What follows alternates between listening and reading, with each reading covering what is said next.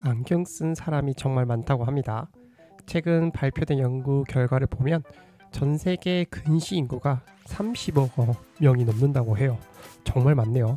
지구상 10명 중 4명이 근시라는 얘기입니다. 눈이 나빠지는 가장 큰 원인은 스마트폰이라고 하는데요. 2025년 의학저널에 발표된 연구에 따르면 하루에 스크린을 보는 시간이 1시간 늘어날 때마다 근시 발생 위험이 21%씩 증가한다고 합니다. 스마트폰이 정말 문제네요. 전문가들은 하루 2시간 이상 야외 활동을 할 것을 권장합니다. 여러분, 스마트폰 이제 내려두고 밖으로 나갑시다. 물론 이 영상이 끝나고 나서요. 문제는 우리나라 상황이 더 심각하다고 합니다. 2024년 교육부 통계에 따르면 초등학교 1학년도 30.8%가 시력 이상이라고 합니다. 초등학교 4학년 52.6%, 중학교 1학년은 64.8%, 고등학교 1학년은 74.8%라고 하는데요. 즉, 고등학교에 올라가면 10명 중 7명이 시력 이상자인 거죠. 또 10대가 안과에 가장 많이 간다는 통계도 있어요. 2019년 건강보험심사평가원 자료인데요. 10대의 내원 일수가 28만 4,532로 전 연령 중 가장 많았습니다. 이렇게까지 심각한 줄 몰랐어요. 그러나 아이러니하게도 이런 상황에서 수혜를 받는 산업 있을 거예요. 기사에 따르면 이를 비전 이코노미라고 하는데요. 안경 콘택트 렌즈부터 눈 관련 의약품, 레이저 수술 장비, 디지털 치료제까지 성장하는 거죠. 우리가 주식 투자자라면 이 기사를 읽고 떠올려야 합니다. 아, 비전 이코노미 관련주 찾아보자. 이렇게요. 여기서 주목하고 싶은 시장은 안과용 의약품입니다. 작년 432억 달러 규모였는데 2030년에는 600억 달러를 넘을 것이라는 전망이 있습니다. 이외에 AR 글라스 산업도 주목할 만한데요. 단 AR 글라스 부분은 아직 상용화가 덜 되었기 때문에 당장 투자할 만한 종목을 찾는 것은 어려울 거고요. 만약 원한다면 투자 비중을 낮춰서 투자하는 것을 권장합니다. 이제 눈과 관련해 기억해야 할 종목 2가지 집어드릴게요. 그 주인공은 바로 옵투스 제약과 인터로조입니다. 옵투스 제약은 점안제 등 눈 건강 관련 제품을 생산하는데요. 옵투스 제약은 국내 1회용 안구 건조증 치료제 시장 점유율 1위입니다. 눈물약 하면 옵투스 제약을 떠올리면 되겠죠. 인터로조는 콘택트 렌즈를 만듭니다. 대표 브랜드로는 클라린과 오투오투가 있죠. 전 세계 70여 개국에 수출하는 숨은 강자인데요. 이제 투자자의 눈에서 두 종목이 얼마나 매력적인지 살펴보도록 하겠습니다. 먼저 옵투스 제약의 실적을 볼게요. 옵투스 제약 매출액 꾸준히 성장하고 있죠. 그러나 영업이익은 2022년까지 줄었다가 이후 증가는 했는데요. 단 포인트는 영업이익 증가가 매출액보다 못하다는 점이에요. 우리가 매력적으로 느끼는 회사는 매출액이 증가하면 영업이익이 더 크게 증가하는 기업이에요. 그런 측면에서 옵투스 제약은 실적에서 매력을 주진 못했다. 이렇게 제가 평가해 보겠습니다. 다음, 주식 투자자에게 가장 중요한 지표 ROE예요. 옵투스 제약 ROE는 2020년부터 2022년까지 하락했는데요. 이후 2023년에 잠깐 반등을 했습니다. 그러나 2024년에 다시 7.4%로 주저앉으며 상승세를 이어가지 못했다는 점이 특징이에요.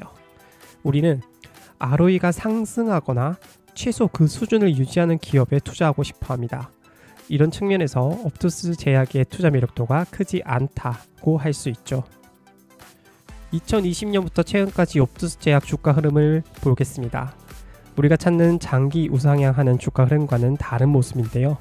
2020년부터 2023년까지는 하락세를 계속했고요. 2024년에는 주가 변동성이 커지며 급등락하는 모습을 보였어요. 그리고 최근 주가가 다시 급등하는 모습인데요. 주가 흐름을 보면 막 불안감이 느껴져요. 즉, 우리가 찾는 그런 종목과는 좀 다른 모습이다. 이렇게 정리할 수 있겠네요. 이번에는 인터로조의 실적을 살펴볼게요. 인터로조의 매출액은 2020년부터 2023년까지 증가폭이 줄어드는 성장을 했어요.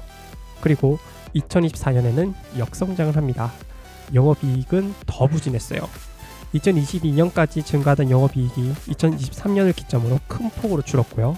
그러한 흐름은 2024년에도 이어졌습니다. 실적 부진은 ROE에서도 확인할 수 있는데요. 2022년 최고 10%까지 올랐던 ROE는 이후 급락해 2023년 1.77%, 2024년 0.11%를 기록했습니다. 인터로조의 투자 매력도가 사라졌다고 평가할 수 있죠. 인터로조 주가는 옵투스 제약보다는 안정적인 상승세를 보였는데요. 문제는 2024년 회계 문제로 인해 거래가 정지되는 일이 벌어졌습니다. 이후 올해 5월 13일부로 주식 거래가 재개됐긴 했어요. 실적과 ROE, 주가를 보면 우리는 인터로조에 딱히 눈길이 가지 않습니다.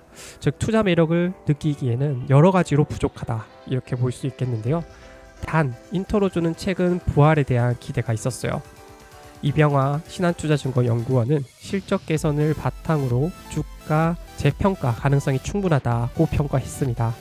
그는 인터로조에 대해 실리콘 하이드로겔 미국 식품의약국 인허가 진행, 시장 다변화, 생산 수율 개선 등 구체적인 성과를 통해 신뢰성 회복 구간에 진입했다고 분석했습니다. 또 글로벌 소프트렌즈 시장은 내년 6에서 8% 성장세를 보이고 있으며 아시아권을 중심으로 컬러렌즈 수요도 견조하다며 생산 수율은 지난해 62에서 올해 말 80%, 내년 상반기에는 85%까지 개선될 것이라고 전망했습니다. 리포트 내용을 정리하면 악재를 모두 털었고 앞으로 실적 개선과 함께 주가 상승이 기대된다는 내용인데요. 즉 인터로조는 턴어라운드 기대주 이렇게 정의를 내릴 수 있을 것 같아요. 이런 턴어라운드 기대주는 여러분 첫 번째 싸게 사야 됩니다. 그리고 두 번째는 조금 긴 기간 두고 분할 매수를 하셔야 돼요. 왜냐면 주식시장에서 그 턴어라운드를 평가하기까지는 시간이 보통 걸립니다. 그래서 분할 매수를 하거나 아니면 장기간 존버하겠다 이런 자세로 가야 합니다. 다만 저는 개인적으로 더 빨리 성장하고 더 주목을 받는 종목을 찾는 게 더 효율적이라는 생각은 하게 됩니다.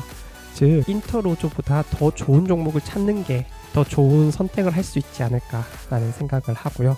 다만 안경산업이 우리가 계속 지금 보듯이 성장이 기대되는 만큼 그런 아이디어를 가지고 적절히 투자 비중을 줘서 인터로조에 투자한다면 또 괜찮은 투자를 할 수 있지 않을까 생각을 합니다. 눈 건강에 대한 기사와 자료를 읽고 관련주를 정리해 보았습니다. 우리는 스쳐 지나갈 수 있는 정보 속에서 투자 아이디어를 볼 줄 아는 눈이 필요합니다. 이제 스마트폰 또는 컴퓨터를 끄고요. 투자 아이디어를 보는 안목을 기를 수 있는 독서를 하거나 산책을 하면서 이번 영상을 머릿속에 정리해 보면 어떨까요?